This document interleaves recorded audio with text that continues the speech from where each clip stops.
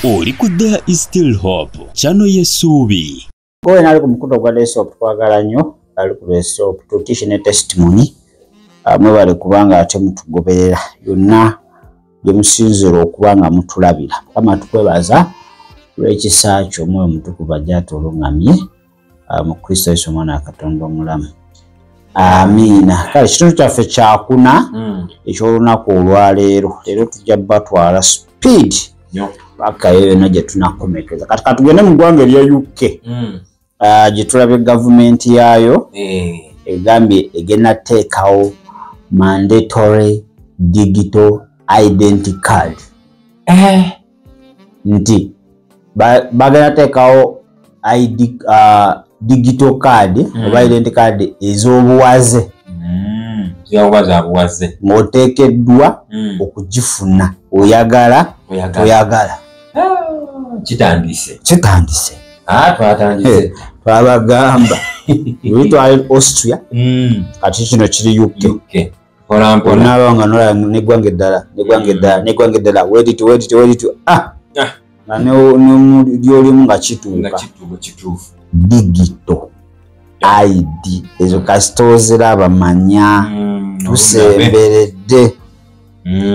kati zino gavumenti njaye nga wekiwulira tezigenda kugamba kituufu kati UK yekwese nti ba migrants bayitiridde oyingira abasenze abagwira bayitiridde oyingira mu ggwanga eryo mbu digital ID yeyinza owonya oba etya so babaako ekintu kye bakulaga okukusirwaza balowooza nti maybe gavumenti ekyo kye naye nga emabega waakyo kiba kiralamuko baba bali ku endorsement ey'akabonero bakuba kati tebasobola kireeta ki direct era bagambye nti digital ID eyo teeka olina okuba ne smartphone kukontrolinga okitegedde kati bakuconnectinga okwo kati essimu eyo ebawa information yonna naga katono asinga kulaba bino alowooza kino banka ye kuliko kino ebalaga locations kati ali ku kyaki kati aliwa ne bamanya engeri gye bayinza okusirwaza oba okuyingira mu bwongo ne bakuyingiramu era kati wetumusindikira kino n'atandika okiraba kigenda mujja ku kino kiba kimujja ku mulamwa kale bagambye mwe abatasobola smartphone bajja bawa kaadi ngoba ne kaadi eri physical sokoleke okimanyi kagundi system eri gye batugamba juzi yemu eyo kuba watunyola n'ogamba nti wonoba nga tosobola eneyo kugundi balina kye bagenda okuintroducinga option 2 ojja kuba ne either card okitegedde giraba kati eri ey'oku ssimu ebeera omu bagikonektinga mu ssimu balinabo kye bateekamu kati oba tolina smartphone bakuwa kaadi eri physical naye alijjukira nayo munda mu tebayokka ate ne spiritual tebayokka kyo kituufu tebayokka ati kati omuntu ayinza okugamba akasamba agwine kaadi kiwedde n'atamanya nsonga lwaki bamuwadde kaadi bano nga twogera ku bintu ebiri physical byolina okwegendereza nga birina damage ku nsi ey'omwoyo kituufu so tewali wogamba kakati nze alina physical kalekaleko ate nze alina digital amanya ku ssimu kalekaleko nedda digital IDs ezo bakuba gavumenti zaffe tezitubuulira mazima naye mabega waakyo waliyo ekikweke ayetera nti nabo bali ku komandi basaasire ate kati banakola ki nga babalagidde nti kati buli gavumenti erina okwendoosinga ate nange nkubulya ano wetunaweereza 236 otuddamu lona 31 digital jakuba eyingiddewo wano omanyi kasooke kambaze ku myezi emabegegeyo gye twatukola vidiyo n'ogamba nti Antichrist yayingira beast yagenda kujja nno magezi mpolampola nagamba byo bijjawa nti kati olaba ensi kati buli emu gamba digital ID gye tulina okukozesa digital ID ekitegeeza kiri international kino ekintu kiri worldwide lwakuba ensi eyo tenafuna biragiro tenabifuna buli gye balagira yekola kati gwoba oli munauganda ng'ogenda wa UK era ojja kukomekeza ng'ofunye digito ekyo mateeka oba oli munauganda ng'oli eyo ogenda gifunire eyo oyo osobola okudda tebasobola sookanagana amawanga ag'eno basookere kuba gitweyunira bali bakyembuleesinga ne bakitambuza ne bakikubira amawulire ne bakola ki bafenna gye twagala okuddukira bwe kiri katawe batugenda otukwatira bagatunywereza ayina wano nze nkyemanyi in the few years to come digital ID gya kubeera wano ng'eri mandatory nga ya buwaze ekyo nkikubuulira oba oyagala oba toyagala olina okuba nayo olina kutwala South Africa kye baintroducing the government bataddewo system eri digital era abakozi ba gavumenti bona babawaliriza ogenda okuba nga shifting okudda ku eyo system bavudde ku analog era UK eyo bayo nekigwena nti balina kuteekako limiti tokkirizibwa ku withdrawinga sente zisukka paundi 2 olunaku paundi 2 gyemitwalo gibanga 9 plus ezewano Uganda tokkirizibwa tosukkaawo eno bisti yakufuga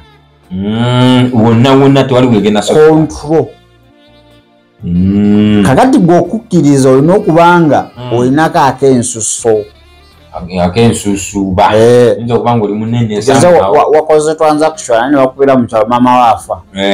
tokkirizibwa wadde afa tokkirizibwa naye tulabanga ekintu kino kirimu obusa obutugumbuzi alisitani ejakolaki kutana kuzikiriza buzikiriza kyayagala kakati ojja kola transactions ziggweyo bakukubire nti waliwo agenda ntagende sina kyakola ewole pakankeera ate nsasule ate bannaffe abagenda ebweru ogenda kisangayo kitomerera eyo ekyo kyomateeka ate okiyingire oba toyagala dewammwe ate kati nobanga ogenda kudda ewammwe tugaa tojja kisangayo siteeru ate no kiyinza olwawo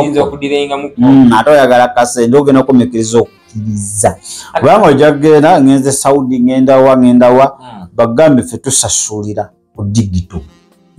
oteekeddwa okuba kuteera ku akawunti nti kangende mu banka egambe twagala digitayidi olina okuba nga tebagenda kukaka gifuna wabula gwe mwennyini ojja kwewaliriza tebanakubuuza naye nga naye bagamba kuwaliriza naye ffe bennyini abagenda okwewaliriza ati gundi standard ensolo eyo gyeneeteekawo ejja kukuwaliriza naawe weewalirize nga kikukakatako nkitegeera kati mu nsi endala woba tolina ID tosobola kufuna treatment okitegedde kati eno digito yegenda okuddawo toba tolina digital ID tosobola linnya nnyonyi izo zivisa tajja zivaluinga nnyo okitegedde nkitegeera bulungi bayinza n'okutwala nga tolina tiketi nga wakuba olina digito ate ne bakufulumya nga olina tiketi nga tolina digito ye ate naye kirala passport ogera gifuna ota nga tolina digital ID era tekisoboka oteekeddwa okuba na digito digital ID egenda kuba nga ekontrolinga buli kimu wonna internationally bwe kiri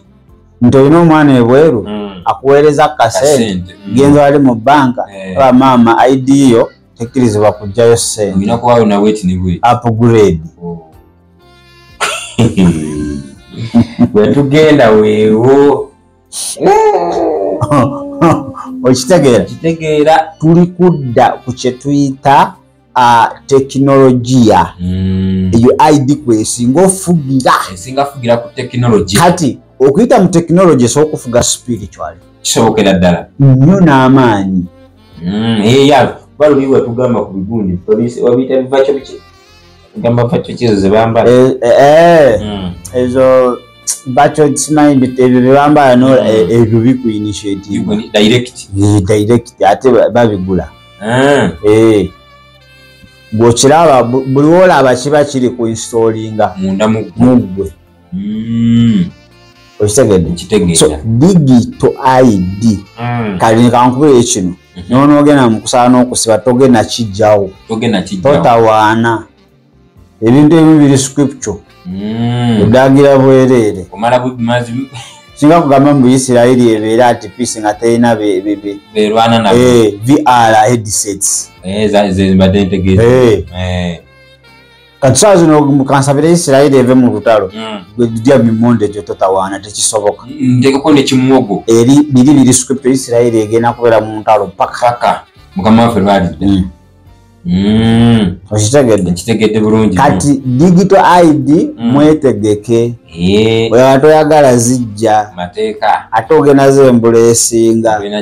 aniresi ng'osazeewo gwofe kati kigenda tuuka kiseera Kristo digital ate ugenda kudda ku baami babiri digital Kristo digital akalimu twe digital musala musala wakudda wa Afrika njja kudda mu Afrika ati kati togomanyi kubana bona bamwe bakuwereze sente ate kati ogenda zifuna otya zobadde olina nazo bazikwatiddeyo ku account kale malega mpaaka ezo malega ddayo ate kati ogenda zijjayo otya kikwetagisa digital ID wali akabaate abo inaita mu mikwano gyo otetenkanye bazikufunireyo ozirekeeyo gavumenti etwale ensolo egenda kwavuwaza buli omu fukamire onafukamira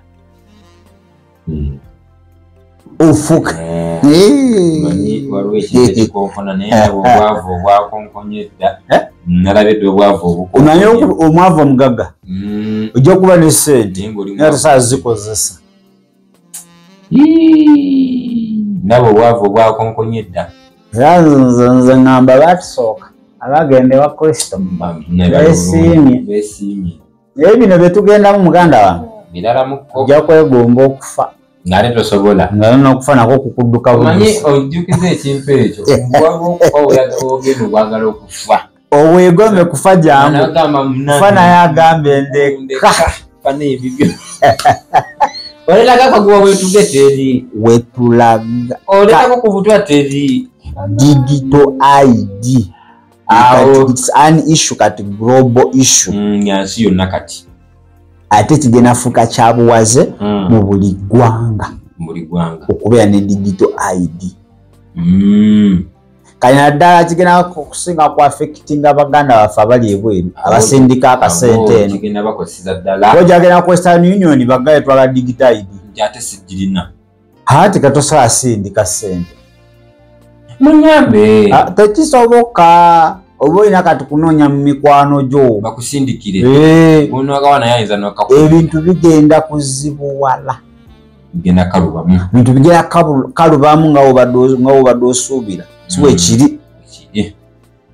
ensi ziri kumyumyula tutandise okushifutinga mpola era ojala abasista abangi bagenda kudda abasalawo okugenda ne Kristo naye abo bajja sigalayo olw'emirimu gyabwe kati it's all about you tebatera okugamba abooluganda abaliyo banaye pulaninga kiinu nga tebinnaba kwonooneka pulaninga kiinu oteekeyo akantu bamagezi gonna gateeke mu yukoba olowooza ko wagitonda bano abasajja abalimu waddani serious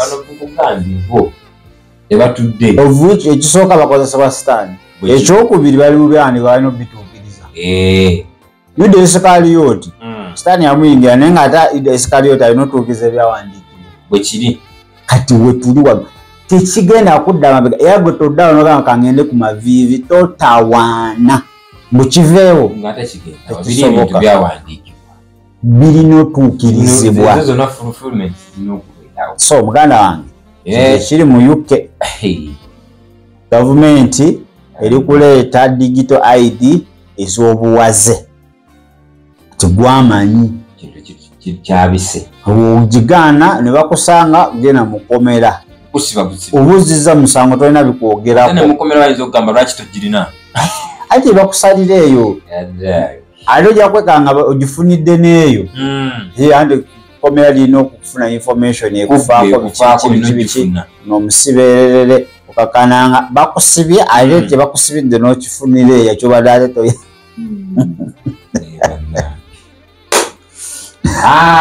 so tudde eri Katonda eri Mukama Katonda amanyi wagenda okukuuma ababe kino system yonna agimanyi entandikwa yayo paka ku nkomerero era amanyi ababe bagenda kivaamu batya bagenda kiyitamu batya agenda bakuuma atya byonna abirina kakati it's all about you gwe mwennyini gw'olina ogamba Yesu ne digito twalaki nti Yesu teweetegekesaayo n'okuba deported obukozi okwammwe weetegeka akasente konna kobadde olinako kajjeeyo akawunti bagenda zisiba bwe kiri notusobola kujjayo sente ezo kampani mwenkola bagenda zoodalinga pakati ke bamaze kiisa nti yateeka ekimu kigenda kyuka bweweyanga n'ensi endala so Mukama akuyambe muganda wange oddemu ku magezi oba oli mu nsi yonna engwira planingirako ewaka anytime woba gwe nga weewadde nti ogenda twala digito weetegeka okudda ewammwe mateeka naye ojjawo oba ogenda otwala digito ID manyi bagamba digito ID naye eyo is a package mujjuddemu ebintu bingi nnyo bagenda kusikaninga bintu bingi nnyo in Vietnam they have already frozen millions of bank accounts basi bintu byatambudde ono Nigeria yasooka ineka abatuuze baayo genda o-updating account yo oba si kyekyo sente ziriko zeerabire bagenda gifiriizinga kati oba okufiriizinga tebategeeza nti tozirina zibayo nga tosobola zikujjayo kati kiri eriggwe okugamba nzitadde ezotwala oba okugenda n'owapuguledi nga bebagambye ovuiki nga takasente okaagala ati oba okaagala kitegeeza ogenda genda okkiriza ebyabwe bagamba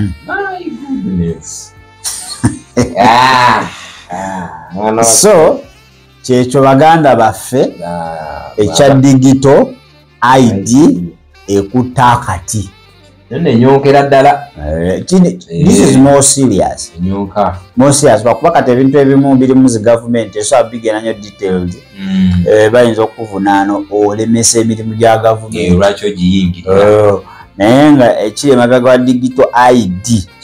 oba ofunye full details ababitegeerako obulungi ganda nga oba oli mu nsi ey'ebweru tandika okulowooza tandika okutetenkanya amagezi era obadde obugagga bwonna nga buteeka eyo ogenda kusalawo ku Yesu ne ku bugagga ojja salawo kimu ata woosasirira baganda baffe n'osalawo n'ogamba kange nentuulire ofunyeyo obuvuze bintu bigenda kukwatira eyo ate abatonze eno ne bagenda neeyo afune passport agende bujatabuka nga nenoka wakatunda olaba wadda ku street ate abalamu okudda ku street awo ensolo wegena omuwaliriza okukkiriza ate ejja kumulaga nti ogenda kuba safe kumbe mutwala ate okuba mnoga ne kati nzireyo ntandikirewa kunsekerera emyaka gyemaze nja kwenenya Mukama asonyi ekyo kye bagenda okozesa nja kwenenya manyi balina olunyiriro lwekwasa lwemumatayo mbwe aligumingiriza okutuusa ku nkomerero alirukolebwa balindamu enkomerero nga banatera otuuka mubalokokera kakati kyemba nkola kanjifune mala ogifuna nkoleko byenkola nzirukeyo omusayi gwa Yesu gwo njagitukuze no digite benga tekola ino okutukula njigobako emizimu gyonna kati kankubule kino eyo si digito bali kukuwa muntalingi sambode agenda okubanga nkikugambye twala Kristo wamma that is not a digital ID. They are giving you invisible somebody. Agenda okubanga akulinya kagere kubanga invisible somebody yabeera ne object bwekiri agenda kubanga akusoma ategere derikyono asaba mirundi emeka olunaku uliriza kankunyonyolemu akatono ka digitako kasoke nkuwulirize derikyono asaba mirundi emeka olunaku nti esatu twagala tusooke tumuze ku gumu ebiri bagisanyalazi ate olumala n'ogumu tugusaanyeewo abeeremu awo kati derikyono biki byaleeta ayagala saagala bintu bimalako ebyobusegu bisibyagalira tutandike okubimwagaza abyagali ogenda labirawo nga byobadde toyagala bigenda okutandika okuba nga biri activated mu bulamu from nowhere kiri tebakuwa kiralamuko this is not an ordinary card that is power gali maanyi gennyini ayebagamba muli awo mulowooza tulimba linda era oba olina omwana ebweru eyo ng'oli muzadde ogera naye oba olina muganda wo oyogera naye gukola oguwagaana muleke naye wanaakuwuliriza mugambe beerayo webitandikira okutabuka nti kati bafulumya buli kiramu ekiganya ID nga wanaategesewo wanaatandikira iso kati bulamu nakufa saawa gondako naye yakugamba naali kwagaliza ki obulamu yakuwa ID ennungi awo bo tubakubira ddala omulanga mmwe mubeereeyo musaaga. This is a designed system. Eno plani imaze emyaka n'emyaka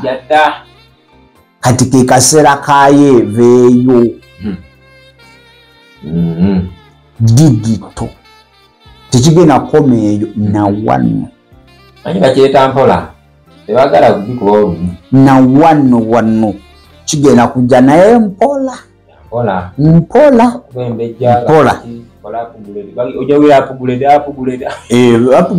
upgrade yegera kubeera order of the day.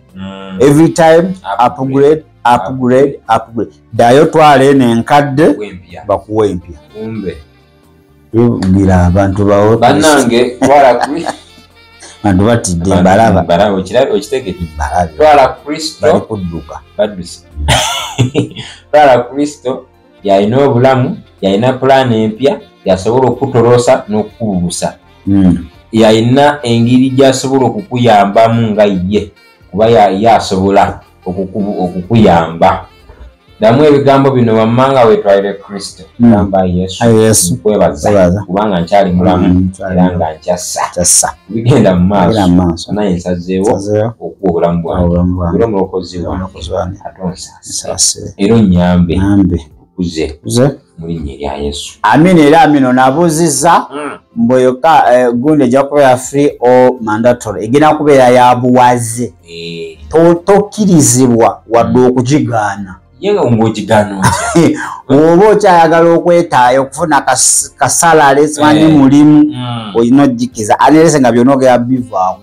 oba omulala agamba kyoyo okitegedde nabuuziza mumbuulire ekkanisa yammwe eriwa mwesimu plus 2567523414447 esimu enamba ejja kuwa ekkanisa naye bino ebiro byetugendamu muganda wange naye ojatuuka okugyetaaga ate kyaliwo janatuukanga ne ku kkanisa bakugamba olina ID ku kkanisa digito nti sirina ddayo teri byakusaba tokkirizibwa kuyingira oyagala nfumbirwa kati ate okugata kati kankubulire okugatta we tugendera mu maaso mwenna abagole mulina okuba ne digital ID mulina okuba nayo obufu bwabwe babuteekeyo eri wetuge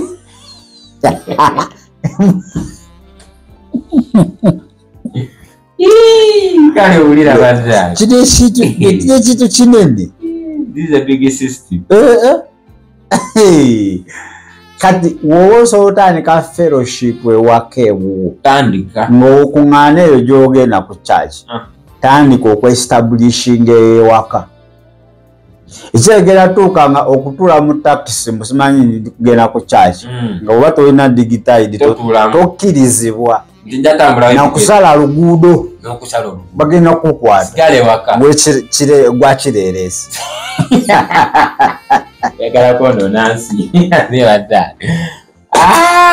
ebintu bisesalenga byaddala abantu bagenda oŋŋaŋŋala bajja kuwanga n'ekibalwa ky'abakuntumye waka people are going to deny the faith batubako ekibalwa ky'abakuntumye lwakirina atandika kanisa twetanti twagala digital idinga byebimu ku requirements ne pasito ogenda gifuna kasita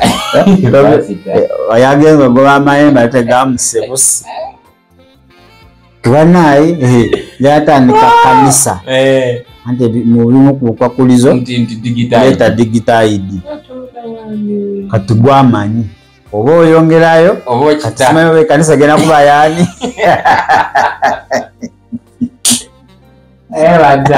kale ndowooza waddemayi bulungi era muza bulungi tugenda kwetololamuko katono ebya digital ID ebyo byabifunira olunaku tubyongera okuba nga tubinyikiza naddala abaana abali ebweru emphasis eri ebyo era nange pulani yange bukyali era obeeremu kawone kalizaavu bagamba kakubeere ku kido kuba yagamba ogende mu bank ogyesente ogule ticket nabagamba you cannot access your funds please upgrade go to the bank and provide the necessities nga mwe mulina okusikaninga ebiiso kale bee bulungi mweyaba webale kulaba there is still hope okumanya ebisingawo tukubire ku 0752 34 14 47 oba ku 0761 08 83 15 osobola n'otufuna ku email eya tishitv74@gmail.com eno ye there is still hope channel y'essuubi.